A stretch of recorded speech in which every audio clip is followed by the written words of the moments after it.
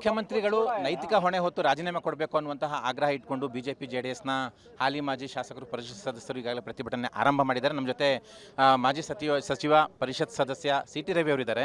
ಇವತ್ತಿನ ಪ್ರತಿಭಟನೆ ರಾಜೀನಾಮೆ ಕೊಡಬೇಕು ಸಿಎಂ ಅನ್ನೋದು, ರಾಜೀನಾಮೆ ಕೊಡ್ತಾರೆ, ಇಂಪ್ಯಾಕ್ಟ್ ಆಗುತ್ತಾ?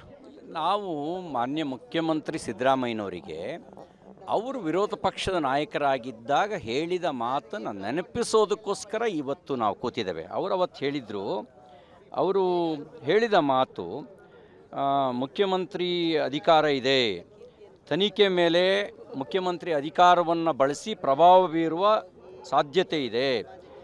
ಆ ಪ್ರಭಾವ ಬೀರೋ ಸಾಧ್ಯತೆ ಇರೋದ್ರಿಂದ ತನಿಖೆ ಅನ್ನೋದು ಇಂಪಾರ್ಷಿಯಲ್ ಆಗಬೇಕು. ಇಂಪಾರ್ಷಿಯಲ್ ಆಗಬೇಕು ಅಂದರೆ ಮುಖ್ಯಮಂತ್ರಿ ಹುದ್ದೆಯಲ್ಲಿದ್ದು ತನಿಖೆ ನಡೆಸಿದರೆ ಇಂಪಾರ್ಷಿಯಲ್ ಆಗೋಕ್ಕೆ ಸಾಧ್ಯ ಇಲ್ಲ, ಅದು ಅಸಾಧ್ಯ. ಆದ್ದರಿಂದ ಈ ತಕ್ಷಣ ಯಡಿಯೂರಪ್ಪನವರು ರಾಜೀನಾಮೆ ಕೊಡಬೇಕು ಅಂತ ಹೇಳಿದರು. ಇವತ್ತು ಪಾತ್ರ ದಾರಿಗಳು ಬೇರೆ ಆಗಿದ್ದಾರೆ, ಆರೋಪ ಅದೇ ಇದೆ. ಪ್ರಾಸಿಕ್ಯೂಷನ್ ಅವತ್ತು ಅನುಮತಿ ಕೊಟ್ಟಿತ್ತು ಯಡಿಯೂರಪ್ಪನವ್ರ ವಿರುದ್ಧ, ಇವತ್ತು ಪ್ರಾಸಿಕ್ಯೂಷನ್ ಅನುಮತಿ ಕೊಟ್ಟಿದೆ ರಾಜ್ಯಪಾಲರು ಸಿದ್ದರಾಮಯ್ಯನವ್ರ ವಿರುದ್ಧ.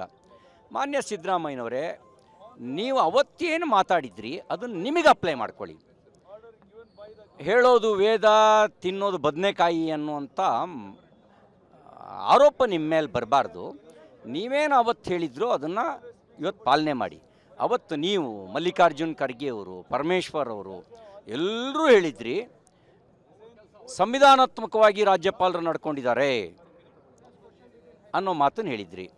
ಸಂವಿಧಾನ ಬಿ ಜೆ ಪಿಗೊಂದು ಕಾಂಗ್ರೆಸ್ಸಿಗೊಂದು ಇಲ್ಲ.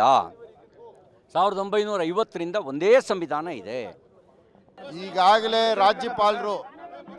ರಾಜ್ಯಪಾಲರು ಪ್ರಾಸಿಕ್ಯೂಷನ್ಗೆ ಅನುಮತಿ ಕೊಟ್ಟಿದ್ದಾರೆ. ಅದರ ಪ್ರಕಾರ ಇವತ್ತು ಅವರು ರಾಜೀನಾಮೆ ಕೊಡಲೇಬೇಕು. ರಾಜೀನಾಮೆ ಕೊಡೋವರೆಗೂ ನಮ್ಮ ಹೋರಾಟ ಮುಂದುವರಿತಾ ಇರುತ್ತೆ. ಇದು ಯಾವುದೇ ಕಾರಣಕ್ಕೂ ಹಿಂಪಡೆಯೋ ಪ್ರಶ್ನೆ ಇಲ್ಲ. ಜೆಡಿಎಸ್ ಇಂದ ರಮೇಶ್ ಗೌಡರು ಬಂದಿದ್ದಾರೆ ಸರ್. ಈಗಾಗಲೇ